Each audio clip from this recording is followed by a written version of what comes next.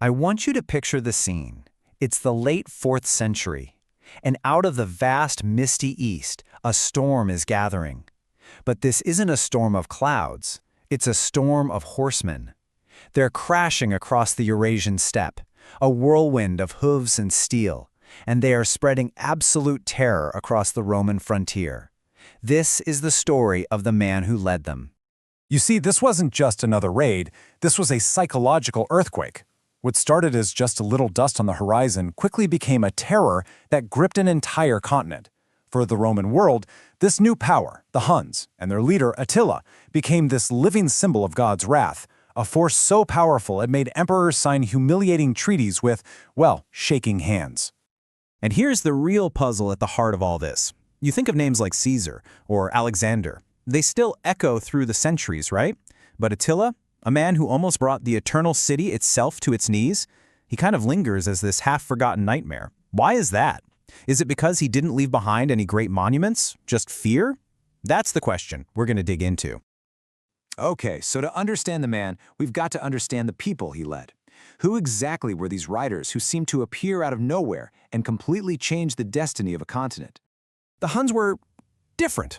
For starters, nobody's totally sure where they came from, though some historians link them to the Xianyu people from the Eurasian steppe. What we do know for sure is they were absolute masters of the horse and the bow, a true empire on horseback. They didn't build cities or walls. They were this flexible, nomadic confederation that just absorbed the people they conquered, like the Goths and Alans. And their arrival in Europe around 370 CE, well, that was like the first domino in a chain reaction that sent waves of other tribes scrambling right into a very fragile Roman Empire. But here's the thing about Attila's power. It wasn't just about mindless destruction. Not at all. Behind the myth of this barbarian horde was a very calculated and brutally effective political and economic system. We tend to have this image of a chaotic horde just rampaging across the land. The reality was so much more sophisticated. Attila got it. He understood that fear itself was a weapon. He figured out he didn't always have to conquer a city, he could just threaten it.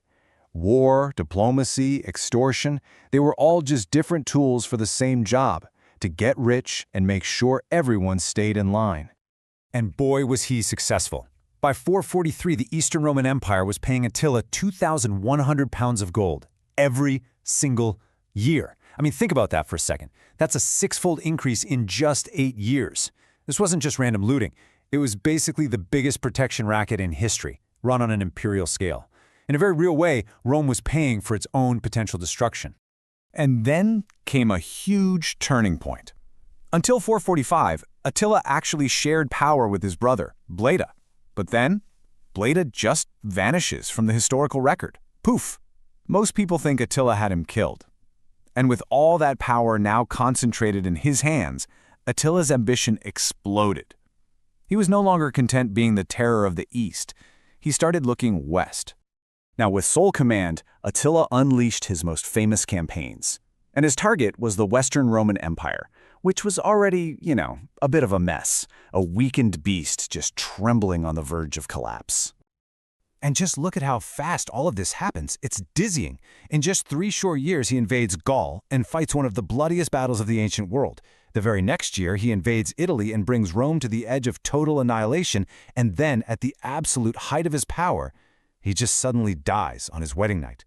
It's an unbelievably dramatic end to a dramatic life. And the scale of these fights was just apocalyptic. The historian Jordanes described the Battle of the Catalonian Fields in 451 as a clash where 2 worlds collided. You had the rising power of the nomads against what was left of Rome. It was seen as a fight for the very future of Western Europe. And even though Attila was stopped there, he was far from defeated.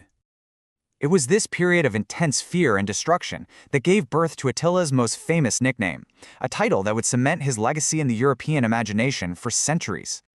This name, Flagellum Dei, or the Scourge of God, is so fascinating because Attila never called himself that. The title was actually born from the fear of his enemies. By saying his destruction was a divine punishment, they accidentally gave him this supernatural, almost unstoppable status. I mean, how can you possibly stand up against an instrument of God's will? And Attila's response to this?